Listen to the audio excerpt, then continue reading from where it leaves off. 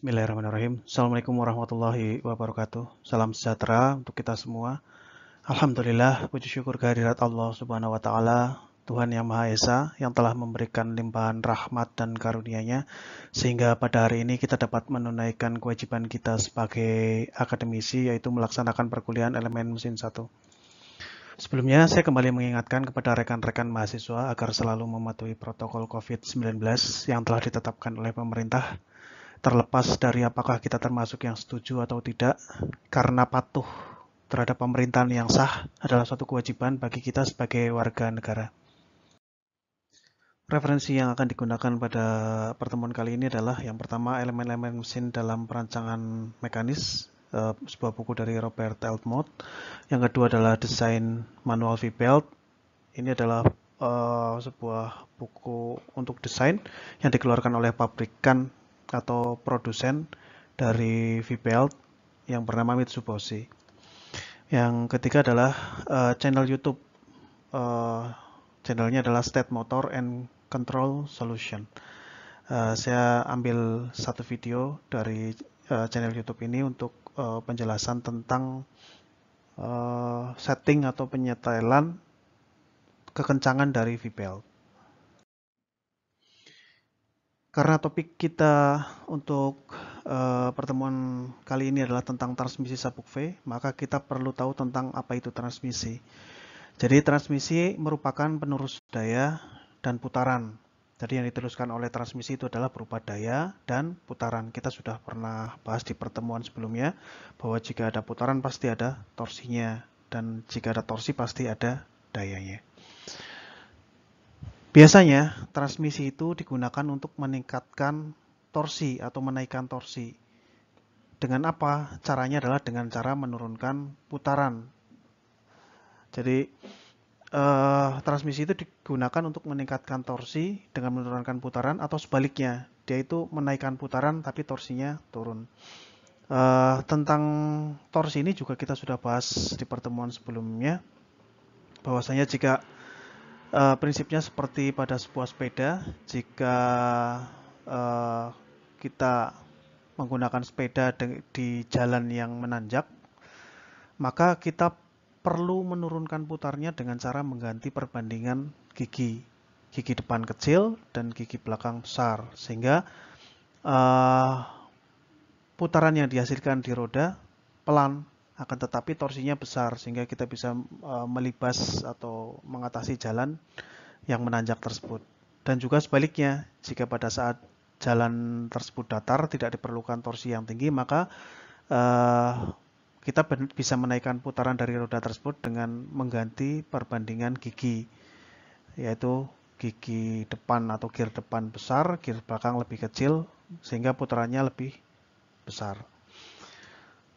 Transmisi sabuk V merupakan salah satu elemen penerus daya atau transmisi yang fleksibel. Dikatakan fleksibel karena dia bentuknya tidak kaku, karena berupa seperti belt atau seperti sabuk, maka dia bentuknya tidak kaku.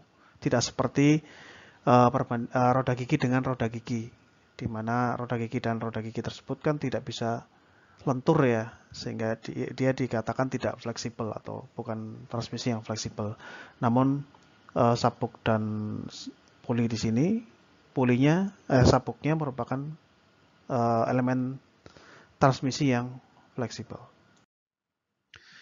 Prinsip kerja sabuk V, transmisi sabuk V adalah dengan cara melalui gesekan antara bagian samping sabuk ini dengan bagian samping puli. Jadi antara bagian samping sabuk dan bagian samping puli ini gesekannya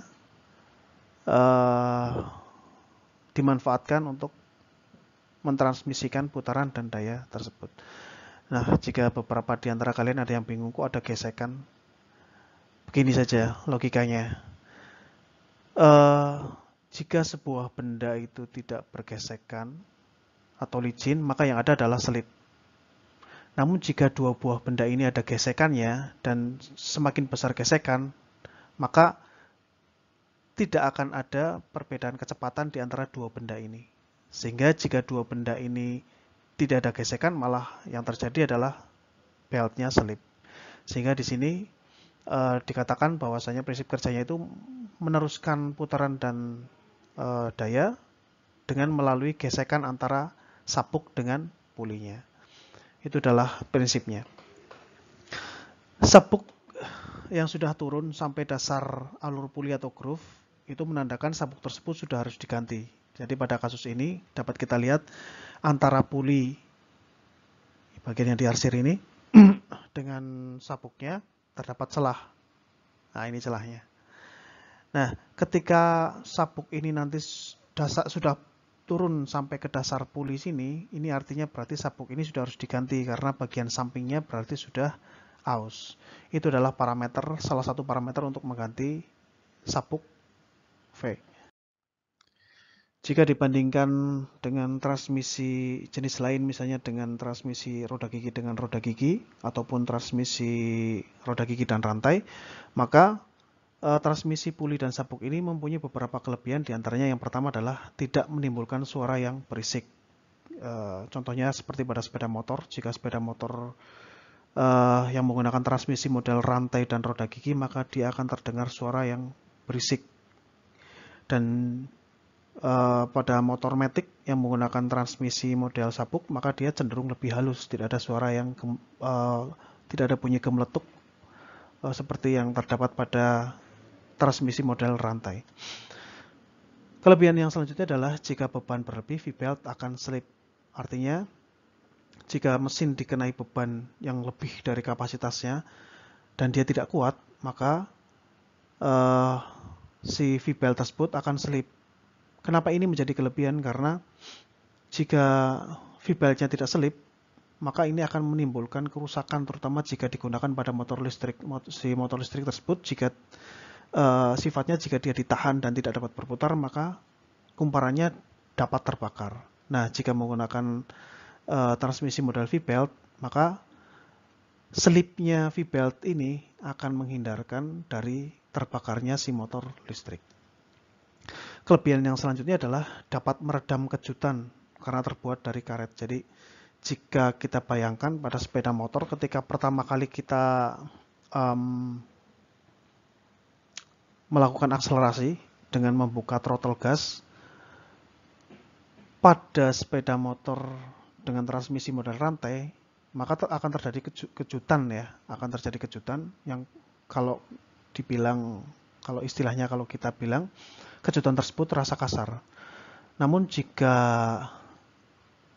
pada motor matic yang menggunakan transmisi puli dan sabuk, kejutannya relatif lebih kecil karena sifatnya karet itu dapat meredam kejutan. Jadi ketika dia diberi beban tiba-tiba, maka ada saat dia mulur, sehingga dia sifatnya tidak menghentak atau tidak mengejut ya, seperti itu. Kelebihan yang selanjutnya adalah minim perawatan. Jadi pada transmisi V-belt minim perawatan. Maintenance yang ada hanyalah pengecekan terhadap kekencangan dan juga penggantian. Oleh karena itu ini lebih cocok digunakan jika memang diinginkan perawatannya seminimal mungkin. Selain kelebihan yang sudah disebutkan tadi, ada beberapa kekurangan dari transmisi model V-belt. Di antaranya yang pertama, kondisi kerjanya itu harus kering, sehingga dia tidak bisa digunakan atau tidak cocok digunakan pada kondisi yang basah. Nah, solusinya bagaimana? Pada motor matic, solusinya adalah dengan cara menutup transmisinya sehingga si V-belt dan puli tersebut tidak terkena air. Kekurangan yang kedua adalah memungkinkan terjadinya slip. Nah, slip ini selain jadi kelebihan, kadang juga jadi kekurangan. Di saat kita butuhkan presisi, malah dia terjadi slip. Sehingga kalau ada slip, berarti ada kerugian daya sebenarnya. Dan yang selanjutnya, power loss-nya lebih tinggi dibandingkan dengan rantai. Ini power loss-nya terjadi karena ada slip, sehingga ada kehilangan power dibanding dengan rantai. Kalau rantai kan karena dia ada bergerigi modelnya, maka tidak akan ada slip. Itu adalah kelebihan dan kekurangan dari transmisi model sabuk V. Selanjutnya kita akan melihat komponen-komponen apa saja sebenarnya penyusun dari V-belt ini. Yang pertama ini adalah badan sabuk atau belt body. Ditunjukkan pada nomor 1. Jadi ini adalah badan dari sabuknya. Badan sabuk ini terbuat dari campuran karet khusus yang dapat menghasilkan sifat mekanik yang cukup baik. Karet ini salah satu fungsinya adalah untuk meredam kejutan. Sehingga seperti yang sudah dijelaskan pada pembahasan sebelumnya, bahwasanya transmisi model V-belt ini atau transmisi sabuk V ini dapat meredam kejutan dengan baik. Komponen penyusun yang kedua adalah tensil member. Tensil itu adalah tarik ya. Jadi kalau kita lihat ini ada komponen berupa kawat. Jadi kawat ini mengelilingi V-belt, sepanjang V-belt. Komponen tensil member ini berupa kawat yang memberikan kekuatan tentunya. Jadi kekuatan dari V-belt ini sebenarnya karena dia mempunyai atau ada reinforcement atau penguatan dari kawat. Jadi intinya adalah berupa kawat. Sehingga dia mempunyai kekuatan tinggi untuk ketika ditarik tidak mudah patah atau tidak mudah putus. Sedangkan komponen yang ketiga adalah sampul atau penutup merupakan komponen yang terbuat dari material berupa serat tenunan yang berguna untuk melindungi bagian-bagian yang mampu diregangkan. Itu tadi adalah 3 komponen penyusun V-belt secara garis besar. Selanjutnya kita memasuki ke pembahasan tentang jenis dan tipe sabuk V. Kita bahas yang pertama adalah tipe sabuk V, tipe standar atau klasik. Ada yang menyebutnya sebagai tipe standar dan klasik. Ini adalah tipe sabuk V yang paling banyak didapatkan di pasaran dan paling mudah diperoleh. Jenis sabuk ini digunakan untuk heavy duty biasanya, untuk pekerjaan berat. Ada beberapa model. Yang pertama adalah model yang tidak bergerigi, yang satunya adalah model yang bergerigi. Kalau yang model bergerigi, yang tidak bergerigi, dia tipenya adalah yang paling lazim adalah A, B, C, D, dan E. Sedangkan kalau yang bergerigi, kita menambahkan X di belakangnya. Ada AX, BX, dan CX. Nah, karena ini saya ambil dari katalog Mitsubishi. Mitsubishi hanya menyediakan ZX, AX, BX, dan CX. Nah, untuk tipe standar atau klasik ini, kita dapat lihat ada 5 tipe untuk model standar, yaitu tipe A, B, C, D, dan E, di mana tipe yang paling kecil adalah tipe A untuk yang jenis standar atau klasik ini. Nah, di sini ada 2 cara pembacaan. Pembacaan yang pertama itu adalah menggunakan hurufnya A, B, C, D, dan E. Nah, tipe yang kedua adalah kalau kita menggunakan model metrik. Kalau yang atas kan model inci ya, yang bawah adalah model metrik. Di sini adalah ada nomor 13C, 17C, 22C, dan seterusnya. Nah, di mana 13 ini adalah merupakan nominal atau nilai dari lebar ini dalam satuan milimeter. Sedangkan kalau yang A ini dalam satuan inci, setengah inci. Sedangkan 13 ini adalah 13 milimeter. Dan seterusnya yang tipe B, C, D, dan E pun sama. Nah, ini adalah tipe-tipe sabuk standar atau klasik yang paling banyak terdapat di pasaran di Indonesia terutama. Berikut saya tampilkan sabuk V tipe standar atau klasik yang tersedia di pasaran. Ini saya ambil dari marketplace, salah satu marketplace di Indonesia, dari Tokopedia. Contoh sebelah kiri ini adalah contoh sabuk V tipe A, di mana kalau kita baca di sabuknya ada tulisan A26.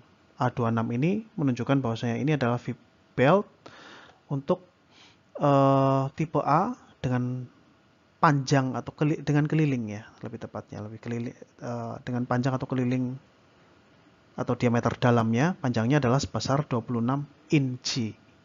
Jadi yang diukurnya adalah dari dalam kalau untuk tipe sabuk V tipe standar atau klasik. Sedangkan untuk pulinya, jika kita temukan di pasaran seperti di marketplace.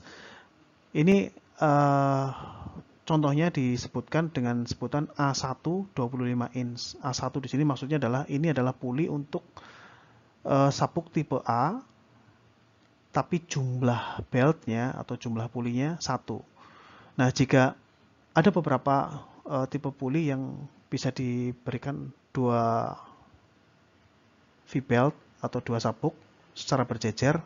Kalau misalnya ada 2 sabuk, maka puli ini akan namanya adalah A2, yaitu puli tipe A dengan 2 sabuk berjejer. Nah, ini adalah contoh sabuk V tipe standar yang tersedia di pasaran, yang saya ambilkan atau saya cuplikan dari marketplace. Jenis dan tipe sabuk V yang kedua adalah jenis sabuk V tipe penampang sempit. Jenis ini mempunyai penampang yang lebih sempit namun lebih tinggi. Kalau kita lihat sebenarnya secara proporsional dia lebih tinggi. Nah, untuk jenisnya ada 2 jenis juga. Dia tidak bergerigi dan yang satunya adalah bergerigi. Yang model tidak bergerigi dinyatakan dengan 3V, 5V, 8V, sedangkan yang bergerigi dinyatakan dengan tambahan X di belakangnya, 3VX, 5VX. Nah, untuk tipenya seperti ini. Kalau untuk yang tidak bergerigi, 3V, 5V, 8V, dan penamaannya itu bisa menggunakan model inci dan menggunakan model metrik, tapi yang paling lazim menggunakan model inci. Yang model inci itu 3V, 5V, 8V, sedangkan yang metrik adalah 9N, 15N, dan 25N. Di mana nomor dari masing-masing N ini adalah menandakan nominal dari lebar bagian atas dalam satuan mili. Jadi 3/8 inci ini jika dijadikan mili sekitar 9 mm. Nah, untuk jenisnya sendiri yang lazim memang biasanya cuma ada 3 jenis. Tipe sabuk penampang sempit ini digunakan biasanya untuk daya-daya yang tidak besar atau daya-daya yang relatif lebih kecil, sehingga dia hanya memerlukan tipe penampang sabuk yang lebih sempit, gitu, lebih kecil. Ini tidak sampai ukuran yang besar karena memang tidak didesain untuk daya yang besar. Berikut adalah contoh sabuk V penampang sempit yang tersedia di pasaran. Ini contohnya 3V 600 gitu. Sama seperti yang tadi, 3V ini menyatakan jumlahnya dan 600 menyatakan panjangnya. Nah, untuk sabuk V penampang sempit saya memang sudah coba cari di marketplace di Indonesia. Tidak saya temukan model pulinya. Tapi memang ini bisa diakali dengan menggunakan puli-puli yang tersedia di pasaran sesuai dengan ukurannya. Jadi memang sabuk V penampang sempit ini pulinya di Indonesia susah didapatkan. Paling kalau misalnya memang mau dicari harus menggunakan marketplace yang dia impor dari luar. Misalnya ada beberapa situs untuk marketplace, monotaro.id itu yang menyediakan puli untuk tipe sabuk penampang sempit. Jenis dan tipe sabuk V yang ketiga adalah sabuk V fractional horsepower atau FHP istilahnya. Jenis ini digunakan untuk light duty, jadi untuk betul-betul untuk yang dayanya ringan atau untuk kerja yang ringan. Ini sangat jarang didapatkan di Indonesia, baik puli maupun sabuk V-nya. Sabuk V-nya biasanya sih ada, tapi pulinya susah. Sudah saya coba cari di marketplace, belum saya temukan. Nah, untuk penamaannya, dia menggunakan istilah 3L, 4L, dan 5L. Dan yang bagian bawah ini juga sama penamaan dalam size metrik 9R, 12R, 16R, di mana angka ini merepresentasikan nominal dari lebar dalam satuan milimeter.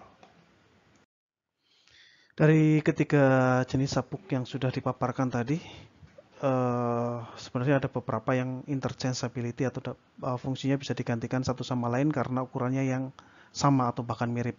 Misalnya saya contohkan untuk tipe sabuk standar dan tipe sabuk FHP, ini ada beberapa kesamaan. Untuk yang tipe A ini ukurannya sama dengan yang ukuran tipe 4L, sehingga untuk jenis sabuknya maupun pulinya bisa saling ditukar atau bisa saling digantikan.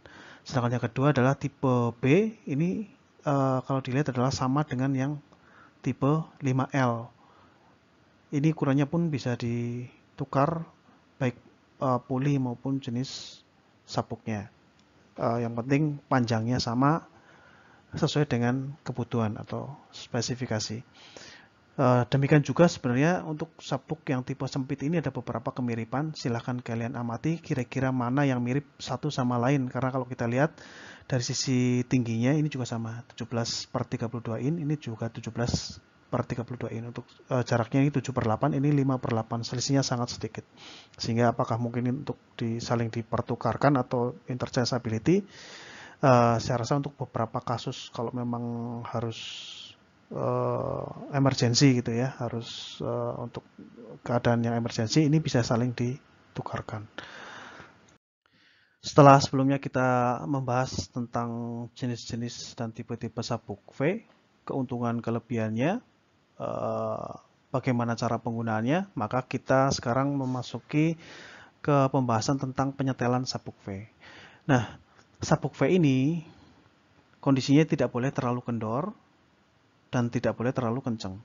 Karena kalau sabuk V ini terlalu kencang atau terlalu terlalu kencang ya, maka dia akan mempengaruhi, dapat merusak bearing dari motor listrik ini maupun dari bearing dari poros ini. Nah, namun jika dia terlalu kendor juga tidak baik. Kenapa tidak baik? Karena dia akan menimbulkan getaran yang besar, rugi-ruginya nanti besar gitu, dan juga dia akan dapat menimbulkan selip yang cukup besar sehingga power loss-nya akan besar. Nah, sebenarnya seberapa sih kekencangan yang pas untuk sebuah puli? Kita akan lihat dalam video yang referensinya sudah saya tuliskan di depan di awal perkuliahan ini, bagaimana cara mengukurnya dan kekencangan yang tepat itu seharusnya seberapa. Kita akan lihat video berikut ini. Baik, langkah yang pertama di sini adalah dia mengukur panjang atau jarak antara dua poros ini. Nah, di video ini jaraknya adalah 15 inci, sehingga dengan menggunakan alat pengukur tegangan ini harus disetting pada ukuran 15 inci. Nah, selanjutnya cara ngecek ketegangannya bagaimana? Untuk dua buah sabuk yang paralel seperti ini bisa dilakukan penekanan pada salah satunya sehingga karetnya menunjukkan level yang sama. Atau kita bisa menggunakan bantuan penggaris atau mistar baja sehingga si karet ini ada di sini. Nah, setelah dilakukan penekanan tersebut, maka di ring kedua yang di atas ini, dia akan menunjukkan angka. Nah, di sini menunjukkan angka 5,5 pound. Nah, inilah. Dia menunjukkan angka 5,5. Jadi ada dua buah karet di sini dan di ujung sini sebenarnya. Nah, ketika ditekan, ujung karet ini ternyata dia menunjukkan 5,5 di ujung karet yang atas. Nah, jika lihat pada tabel, untuk tipenya adalah A ataupun AX, dan diameter yang terendah atau diameter kecilnya dari puli tadi adalah 3-3,6 inch, dan putarannya adalah antara ini. Untuk belt yang baru, dia standarnya adalah pressure-nya 5,5, sehingga ketegangan belt tadi sudah pas. Nah, kasusnya gimana? Jika misalnya ternyata dia menunjukkan ketegangan lebih dari 5,5 pounds, berarti artinya kita perlu kendorkan, kita perlu atur sehingga ketegangannya 5,5 gitu ya di antara ini. Itu adalah cara untuk kita mengecek kekendoran dari puli. Nah, jika nilainya ternyata terlalu rendah, bagaimana terlalu rendah juga berarti puli tersebut sabuknya harus dikencangkan. Begitu kurang lebihnya cara pengukuran dan penyeteran. Setidaknya walaupun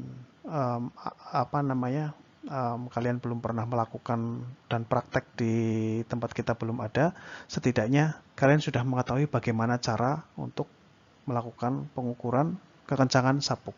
Dan untuk kekencangan sabuk di sini pun ada 2 kriteria, baik sabuk baru atau new belt ataupun yang sabuk lama atau used belt. Dan di sini juga di tabelnya juga ada 2 buah jenis, yaitu yang bergerigi, belt yang bergerigi ataupun yang tidak bergerigi. Begitu kurang lebih cara untuk penyetelan dan pengukuran untuk sabuk V. Demikian perkuliahan untuk hari ini. Semoga apa yang telah kita pelajari menjadi ilmu yang berguna dan bermanfaat. Semangat selalu belajar, dikerjakan tugasnya, dan sampai jumpa di perkuliahan berikutnya. Assalamualaikum warahmatullahi wabarakatuh.